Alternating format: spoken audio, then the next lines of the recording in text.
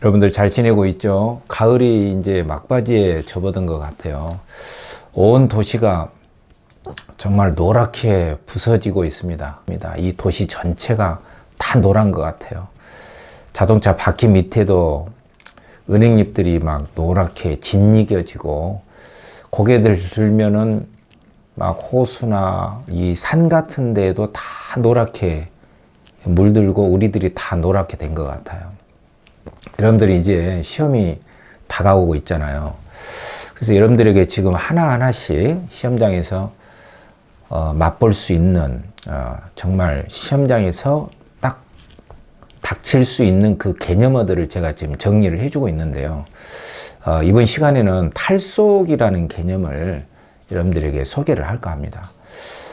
이 탈속은 문학을 여러분들이 이해할 때, 또 시작할 때, 정리할 때, 또 시험장에 나아가려고 할 때, 그 작품들의 실상을 정리할 때, 또 문제를 풀 때 굉장히 유용한 개념입니다. 그러니까 문학 전체를 이해할 때도 필요하고, 시험 문제를 풀 때도 굉장히 유용하다, 이런 말씀이죠.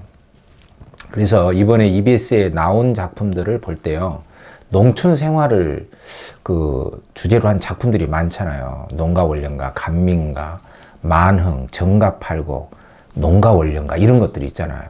그럼 우리가 딱 생각해 볼 수 있는 게, 농촌 생활을 주제로 한 것이면 다 탈속인가? 이런 생각도 할 수가 있어요. 근데 그건 아니거든요. 그러면 자연 속에서 풍류를 즐기는 것은 다 탈속인가? 사실 그것도 아닙니다. 또 자연물, 뭐 해, 달, 산 이런 것이 나오면 탈속인가? 반드시 그렇지 않습니다. 또 초탈, 초월 이런 거하고 탈속은 같은 것인가? 이상향이 나오면은 탈속, 또는 탈속이면은 다 이상향인가? 도대체 탈속이 뭐지? 이렇게 볼 때는 갑자기 어려워질 수도 있고요. 또 시험장에서 문제를 딱 풀 때도 뭐 주제 줄거리 다 아는데 이게 탈속인가? 그럴 때 우리는 어떤 기본 개념에서 뭔가 많이 누락이 돼 있다는 느낌을 가질 수도 있어요. 그러나 그때는 이미 늦죠. 그래서 제가 이번에 EBS 작품에 나온 것들을 실예로 들고 또 기출까지 다 포함해서 우리 교육과정 평가원에서 문학을 전공한 선생님들이 과연 탈속이라는 걸 뭘로 정의를 하고 있는가, 그걸 제가 정리를 해드릴게요.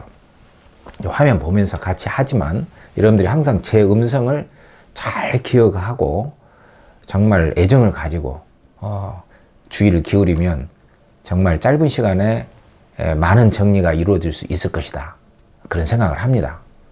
정말 이제 공부하기 좋은 때입니다. 기억에 생생하게 남아있는 때이기 때문에 정말 좋은 때다, 지금이 정말 좋은 때다, 이런 마음을 가지고 같이 공부 한번 해보죠. 탈속입니다. 자, 화면 같이 한번 보면서 하죠. 자, 지난번에는 제가 이제 여러 가지 개념을 소개했고, 이제 탈속의 개념하고 출제 예상 살피겠습니다. 근데 여러분들이 탈속이라는 것을 일면적으로 이해하면 굉장히 어려워집니다. 그래서 제가 나눴어요. 이렇게 나눠서 설명하지는 잘 않습니다. 그러나 제 책 문학개념과 논리적 해석이라는 교재에서도 제가 한 10여 년 전부터, 훨씬 더 오래됐죠, 공간적 탈속, 정신적 탈속 이렇게 나누어 놓고 설명을 하니까 훨씬 이해하기가 좋았습니다. 그래서 항상 제 나름대로 나눠서 설명하는 게 좋기 때문에 이번에도 제가 이렇게 설명을 한번 해볼게요. 자, 문학 개념의 기본 관점인데, 아까도 이야기했지만 정갑팔고, 농가원령가, 간민가, 만원사 같은 거 있잖아요. 유배 생활을 한 것도 탈속인가? 그런 의문 들 수 있잖아요. 명월음은 이제 뭐 탈속 아닙니다. 임금이 다시 회복됐으면 좋겠다, 이런 그리움이기 때문에 이건 탈속 아닙니다. 보리타작 같은 것은 내가 왜 벼슬길을 헤매고 있었을까? 농민들이 저렇게 행복하게 일하는 걸 보니, 이거 탈속 아닙니다. 예, 성찰은 되지만 탈속 아니에요. 훈계자손가 이것은 교훈적인 내용이기 때문에 뭐 전혀 탈소가 아니고요. 흥망이 유수하니 망해버린 고려 왕조에 대한 회고, 이것은 이제 무상이라는 개념으로 설명을 할 수가 있겠죠. 그러니까 문학 작품을 이렇게 크게 대별해서 이것은 어떤 작품이냐를 이해하는데 굉장히 유용한 개념이에요. 이 탈속이라는 게 누왕사, 양반 사대부인 화자가 소를 빌리러 갔다가 관직에 진출하지 못하기 때문에 소도 못 빌리고 돌아와서 그동안 잊었던 강호 속의 꿈을 실현하려고 한다. 자연 속으로 들어가는 꿈을 꾼다고 해서 그게 탈속이냐? 그건 아니에요. 누왕사가 탈속을 주로 썼다. 그건 아닙니다. 만흥, 윤선도의 만흥 6평에 나왔잖아요. 2020학년도, 21학년도죠. 20년도에. 그렇지만 요거는 이제 좀 이따 이야기하겠지만 자연 속에서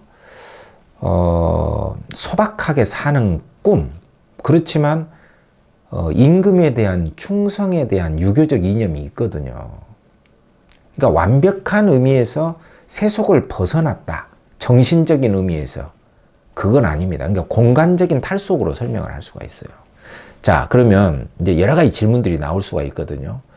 농촌 생활이 나오면 탈속이냐? 이게 결론부터 이야기하면 아닙니다. 탈속은 그야말로 속세를 탈출하는 것이에요. 근데 농촌에서 다른 사람들하고 같이 일하고 있으면은 그건 탈속 아니잖아요. 농촌 이퀄 탈속 아닙니다. 자연이 나오면 탈속이냐? 아니에요. 자연 속에서도 뭐 일을 한다거나 또 자연 속에서도 임금을 그리워한다거나 정치에 대한 좌절된 욕구를 회복하기를 꿈꾼다거나 그럴 때는 정신적 탈속이 아닙니다. 이럴 때 이제 공간적으로만 세속에서 떨어져 있다, 이렇게 설명을 할 수가 있어요. 또 세속이 있으면 탈속적일 수 없는가? 공간적으로 세속에 있지만 속되지 않은 삶을 살 수도 있거든요. 예, 그 스님이 산속에 있어도 이상한 생각을 할 수도 있고, 목사님이 교회당에 있어도, 신부님이 교회 천주교 성당의 안에 있어도 정신적으로 다른 생각을 할 수가 있어요. 그런 것은 정신적 탈속이 아닙니다.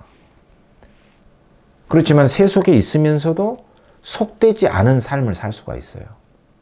그렇기 때문에 탈속이라는 것은 공간적인 탈속하고 정신적 탈속으로 이해를 하는 게 맞습니다. 이게 조금 어려울 수도 있어요. 깊이 들어가면은. 그리고 문학을 이해하거나 삶을 이해하는데도 굉장히 필요합니다. 이 탈속이 뭐냐? 탈속이 이상향이냐? 반드시 그렇지 않습니다. 자, 일단 이런 문제 제기를 하고, 일단 탈속이란 뭐냐? 이 속이 있죠, 속. 이 속이 속세예요. 여러분과 내가 살고 있는 이 세속이, 세속 이퀄 속세죠. 탈출했다는 뜻이에요.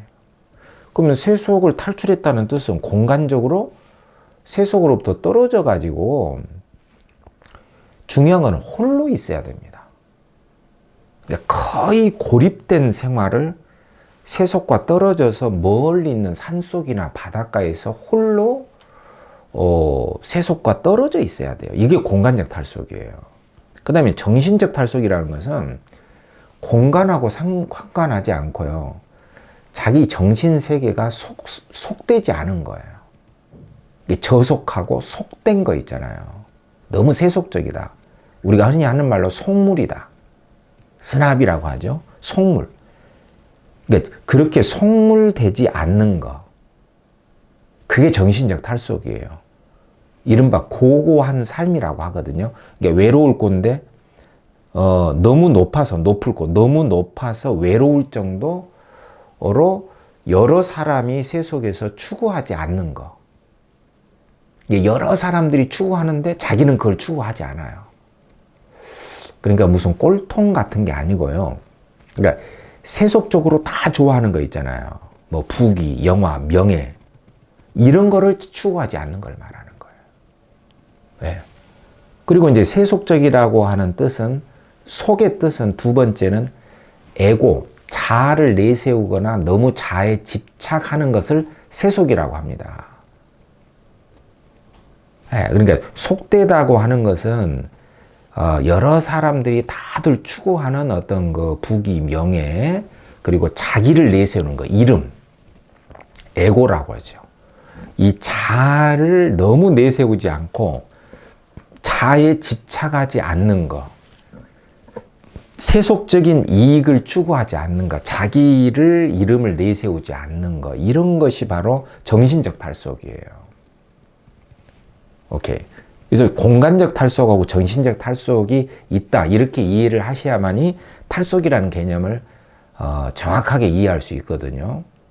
그러니까 세속적인 것으로부터 떨어짐, 그것은 공간적으로, 정신적으로 이렇게 이해를 할 수가 있다. 네, 제 그 교재에서도 그렇게 밝혀놨습니다. 그리고 이게 맞습니다. 이렇게 이해하시는 게 좋아요. 그렇다면 이제 탈속이라고 하는 것은 이제 자연 속에서 이제 홀로 지낸다. 그럼 공간적 탈속이잖아요. 그럴 때는 이제 속박에서 벗어난 상태다 해서 유유자적이라고 해요. 유유자적. 요거는 굉장히 중요한, 많이 쓰잖아요. 이게 이 단어는 좀 우리가 기억을 해야 됩니다. 그러니까 유유자적은 속세를 떠나서 속박에서 벗어나서 자유롭게 사는 거. 그러니까 보리타작이나 이런 거 유유자적 아니에요. 만원사 유유자적 아닙니다. 유배를 강제적으로 당했잖아요. 이게 유유자적 아니에요. 예. 정가 팔고 유유자적 아닙니다. 농가원련가 유유자적 아니에요. 열심히 농사 짓잖아요. 예, 열심히 농사 짓고 더 열심히 지으라고 하잖아요. 유유자적 아니에요. 중요하죠? 그러니까 탈속이면서 유유자적인 것도 있고, 공간적인 탈속이면서 유유자적이 아닌 것도 있고, 풍류이면서 탈속이 아닌 것도 있어요. 그리고 성찰인 것도 있고 아닌 것도 있어요. 자기를 이제 반성할 수도 있고 아닐 수도 있고. 이 문제는 사실은 제가 이제 따로 설명을 좀 더 깊이 해야 됩니다. 이 짧은 영상으로는 좀 어려워요. 일단 이런 것이 있다는 것만 아시고요. 유유자적이라는 말은 굉장히 중요하다. 정신적인 자유입니다. 그리고 초탈이라는 말이 있는데 이것은 탈속하고 좀 겹치면서 탈속보다 넓은 개념입니다. 초탈은 벗어났다, 뛰어넘다, 예, 이런 뜻인데 탈속을 해서, 그러니까 공간적으로 멀리 떨어져서 혼자 즐기거나 정신적 여유가 있으면서도 벗어났기 때문에 탈속이면서 초탈일 수는 있는데 초탈이 더 넓어요. 초탈을 이퀄 초월입니다. 이게 뛰어넘을 초자야. 그러니까 이것은 이제 우리가 갖는 두려움이라든가 어떤 그 인간적인 한계 있잖아요. 병, 죽음 이런 것으로부터 두려워하지 않고 벗어난 자유로운 상태, 정신적인 어떤 극복의 상태입니다. 이게 초탈이에요. 그러니까 탈속이면서 초탈일 수 있지만 초탈이 다 탈속은 아니다. 이렇게 이해를 하시고요. 나중에 제가 다시 한번 설명을 해드릴게요. 초월이라고 하는 것은 여러분들이 탈속과 아울러서 꼭 아셔야 되는데, 초월과 초탈은 똑같은 뜻인데요. 여기 제가 보시면은 한계를 벗어났다는 점에서는 똑같아요. 초탈하고. 그리고 경험할 수 없는 영역이라는 뜻이 있어요.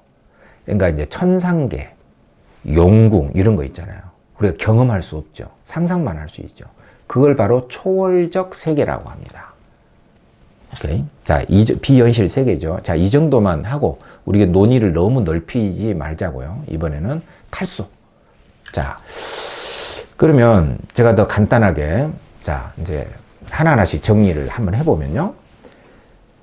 자연물이나 자연이 곧 탈속은 아니다. 먼저 이렇게 이해를 하시는 게 좋아요.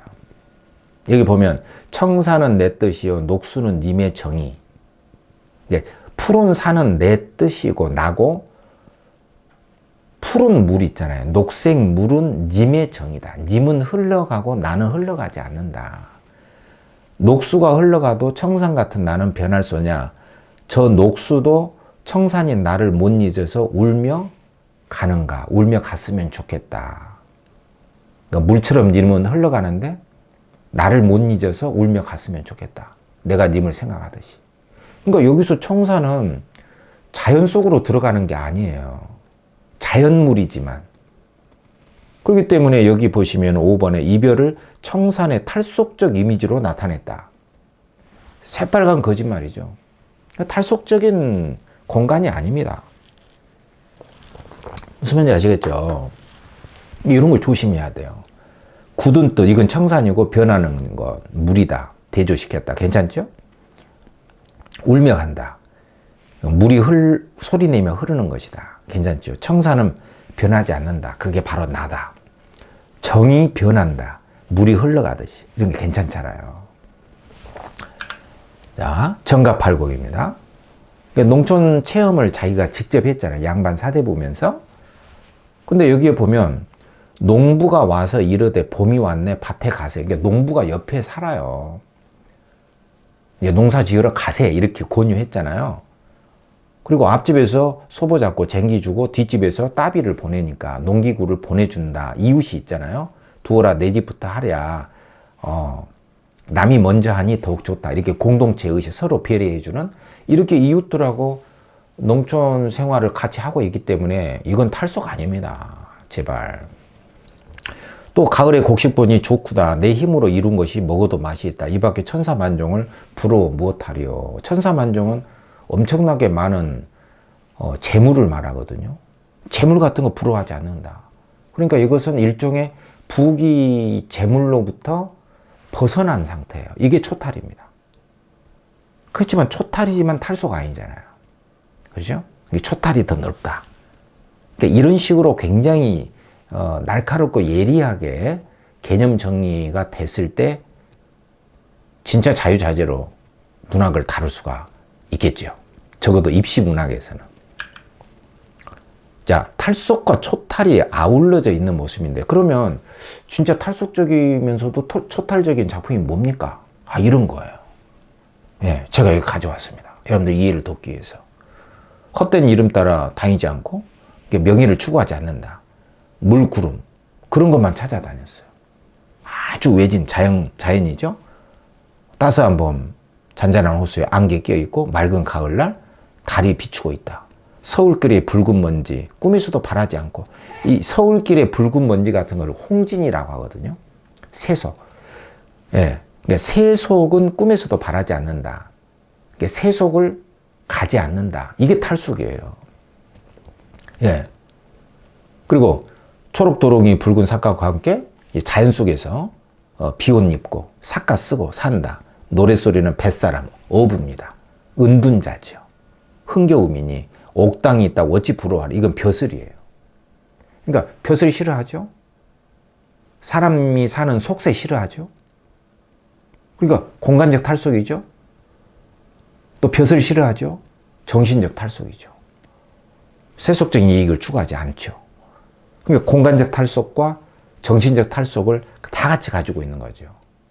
그러니까 벗어난 거죠. 이런 경우는 탈속이면서 초탈이 되는 거예요. 유유자적도 되는 거예요. 이런 게 전형적인 작품입니다. 아시겠죠? 근데 이제 정신적 탈속의 예시는 뭐가 있냐. 그러니까 반드시 공간적으로 꼭 깊은 산 속으로 안 가도, 물론 이제 산은 산이에요. 김정길의 고고라는 작품인데 수능에도 나왔죠. 북한산. 그 높이를 회복하려면 겨울을 기다려야 한다. 그러니까 겨울에 그 고고한 모습이 보인다는 거예요. 밤사이에 눈이 내린 백운대 인수봉 같은 높은 봉우리에 옅은 화장을 하듯 가볍게 눈을 쓰고 있는, 가볍게 눈이 덮여 있는, 차가운 동양화처럼 수묵으로 젖어 있는 겨울 이른 아침. 실록이나 단풍으로는 많이 쌓인 눈으로는 드러나지 않는, 햇살이 와 닿기만 해도 녹아버리는 그 고고한 높이를 회복하려면 가볍게 눈을 쓰고 있는 겨울 이른 아침을 기다려야 한다. 이 시는 눈이 가볍게 덮인 겨울 이른 아침에 북한산에 말할 수 없이 너무 높아서 외로울 정도로 홀로 아주 고고한 속되지 않은 정신적 자세를 지닌, 보는 사람이 고고함을 느꼈겠죠. 그 북한산의 모습, 고고한 모습을 예찬한 시란 말이에요. 근데 북한산은 바로 청와대 그 뒤쪽에 있잖아요. 그러니까 이것은 탈속적 공간은 아니지만 고고한, 세속적이지 않은 너무나 높고 외로울 정도로 너무나도 높은 정신 세계를 예찬하는 것이죠. 정신적 탈속이라고 할 수가 있죠. 그렇기 때문에 옅은 화장, 눈이 살짝 덮인 모습이다. 이건 다 맞습니다. 차가운 수묵, 겨울 산의 모습이다. 실록 단풍 안개로는 드러나지 않아요. 그러니까 가을이나 뭐 5월 같은 데는 고고한 모습이 없다. 대비. 온 산을 뒤덮는 적설은 가볍게 눈에 덮여있는 상태하고는 대비죠. 대비. 예. 너무 눈이 많이 쌓이면 안 돼. 이게 틀린 거예요. 대비입니다. 호응 아닙니다. 일치가 아니죠. 세속적인 것에서 벗어나 홀로 존재하는 산봉우리의 모습이다. 이건 어때요? 세속적인 것에서 벗어났다. 어때요? 이 정신적 탈속을 말하는 거죠. 이게 평가원에서 문학을 전공한 선생님들이 이렇게 선지를 쓰고 있어요. 이런데 여러분들이 유심히 들여다보면서 머릿속에 조금 기억을 해놔야 됩니다. 세속적인 것에서 벗어난다는 게 무엇일까? 예, 이 작품에는 탈속이란 말이 안 나오잖아요. 그러나 이 선지에는 개념어로 탈속이라는 말을 이렇게 쓴 거예요. 이건 맞죠. 정신적으로 고고한 모습이기 때문에 요게 틀린 거죠. 그래서 4번이 틀려서 답인 것이거든요. 장미빛 햇살은 눈을 녹인다, 변질시킨다. 이거 맞거든요. 근데 요건 정신적 탈속인 거예요. 고고함. 기억해야 되겠죠? 그 다음에 만원사, 이번에 이제 EBS 교재에 만원사 다 어마어마하게 많이 나왔습니다. 제가 유튜브 영상에도 아마 한 글자도 안 빠지고 제가 유일하게 다 해설을 해놨을걸요? 예. 근데 요거는 유배 생활 속에서, 자연 속에서 제주도에 딸린 추자도에서 정말 억지로 얽매인 삶이잖아요. 그러니까 유유자적이 아니에요. 자유로운 삶이 아닙니다. 그리고 그 자신이 다시 님에게 돌아가고자 하거든요. 임금에 대한 충성의식을 너무나도 많이 드러냈기 때문에 공간적으로는 추자도라는 섬에 떨어져 있지만 정신적으로는 탈속이 아닙니다. 그러니까 공간적으로도 탈속이라고 할 수가 없어요. 자기가 일부러 선택한 것이 아니거든요. 예. 그리고 추자도도 속세예요, 속세. 뭐 물론 그렇게 보면은 이 지구상은 다 땅이니까 뭐 탈속이 데는 아무것도 없지 않느냐 이렇게 볼 수도 있지만 여기 사람들이 많이 살거든요. 이 추자도에 이웃 그 주인하고도 막 실갱이를 하고 모욕을 받고 그러니까 혼자 있다고 할 수가 없어요. 여기 보시면 낚시를 들이우고 은리녹죠. 고기입니다. 고기가 와서 문다. 그러나 내 마음은 고기를 취하는 데 있지 않다. 고기를 낚는데 내 마음이 있지 않다. 오히려 뜻을 취함이라. 지취. 백구야, 저를 잡을 날만 여겨서 놀라 단안하겠구나. 그러니까 백구가 저를 내가 잡을 줄만 알고 놀라 날겠구나. 백구야 날지 마라. 너 잡을래? 아니다. 그러니까 나는 고기에도 관심이 없고요. 은리녹척에도 관심이 없고 백구에게도 관심이 없어요. 오로지 나는 성상이 나를 버렸으니, 임금이 나를 버렸으니 너를 쫓아 여기 왔다. 그러니까 임금에게 쫓겨났다. 유배자라는 뜻이에요. 너 본디 영물이라 내 마음을 왜 모르니? 평생의 고운님을 이별하고 사랑은커녕 그리움을 못 이겨서 이 마음을 둘 데 없어 흥겨움이 없는 일간 죽은 낚싯대예요. 하나의 낚싯대를 흥미 없이 들이었은들, 낚싯대를 들이우고 있은들, 고기도 상관하지 않는데 관심 없는데 하물며 너를 잡겠냐. 그러니까 한마디로 이 사람은 뭡니까? 지금 섬에 있지만 공간적으로는 멀리 떨어져 있지만 그것도 뭐 옆에 사람들이 있기 때문에 완전한 탈속적 공간도 아니고 더더구나 자기가 주체적으로 온 것도 아니고 정신적으로도 행복하지가 않아요. 자유롭지 않죠.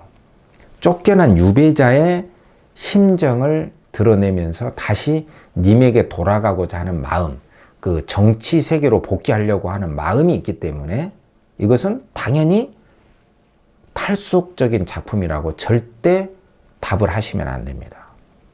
무슨 말인지 아시겠죠? 탈속 아닙니다, 이거. 예. 그 다음에 이제 이번에 EBS 교재에 나왔던 거, 윤선도의 만흥, 연시조잖아요. 자연 속의 흥겨움이에요. 물론 이제 이런 것은 산수관 바위 아래 띠집을, 초가집을 지었다. 이것은 이제 혼자서 자연 속의 풍류를 즐기고 탈속적인 삶을 즐긴다. 이렇게 볼 수는 있습니다. 공간적으로. 그 남들이 비웃지만 어리석고 시골뜨기의 뜻에는 내 분수에 맞다. 안 분지죠. 이런 경우는 이제 많은 사처럼 굉장히 괴로운 것은 아니죠. 자연 속의 즐거움이에요. 남들이 비웃어도. 그리고 보리밥 풋나물을 먹고 바위끝 물가에서 실컷 논다. 나머지 일은 부러워할 수 있겠느냐. 나머지 일은 부러워하지 않는다. 이 정도로 정신적 만족은 있죠. 그렇지만 여기 육수에 보면 내 분수로 누웠겠느냐. 임금의 은혜를 더욱 알겠다. 아무리 갚고자 해도 지금은 자연 속에 있으니 할 일이 없구나. 그러니까 이 사람도 뭔가 자연 속에서 임금에 대한 은혜를 갚을 수만 있으면은 갚고자 하는 유배 상태에서 사실 지은 것이거든요, 이게. 그렇기 때문에 어쨌든 이런 것은 자연 속에서 멀리 떨어져서 지내고는 있으나, 그리고 자연 풍류 의식도 있으나, 그렇지만 유교적인 정치 의식이 살아있다. 이 점을 꼭 기억을 하고 문제를 푸셔야 됩니다. 여러분, 제가 오늘 이제 짤막하게 여러분들이 시험장에 바로 들어가야 되고 또 문학 작품을 크게 정리를 해야 되는 시점이기 때문에 필수 개념어, 무상에 이어서 여러 가지 개념어 지금 연재하고 있죠. 탈속이라는 개념을 짤막하게 했습니다. 여러분들이 이 강의를 제대로 앞에 다시 한번 좀 들으면서 곰곰이 씹어보면은 나름대로 문학 작품을 시험장에 가서 딱 예리하게 정리할 수 있는 좋은 기회가 됐으면 좋겠어요. 거듭 말하지만 지금 굉장히 좋은 때입니다. 공부하기 좋은 때입니다. 그래서 지금 나가고 있는 내용들을 잘 기억하고 필요한 자료는 연락을 해서 자료를 공급을 받기 바랍니다. 이대로 쭉 이 마음을 가지고 계속 밀고 나가고 마무리를 잘 하는 게 굉장히 중요하다는 말씀을 여러분들한테 다시 한번 하고 싶어요. 좋은 가을날 노랄 은행잎도 한 번씩 이렇게 보면서 언제든지 끝까지 최선을 다한다. 이 마음 하나로 마무리를 잘 하시기 바랍니다. 이 마무리가 좋으면 그동안에 나빴던 기억, 좀 기분 나빴던 거, 뭐 안 됐던 것도 전부 다 마무리가 좋으면 다 좋은 걸로 맺게 돼 있습니다. 여러분들 마지막에 만난 사람하고 남친 여친도 마지막에 만난 사람하고 결혼을 하잖아요. 마지막이 모든 것을 다 결정하기 때문에 마지막을 좋게 만들어 나갈 수 있도록 했으면 좋겠어요. 오늘 여기까지만 하죠.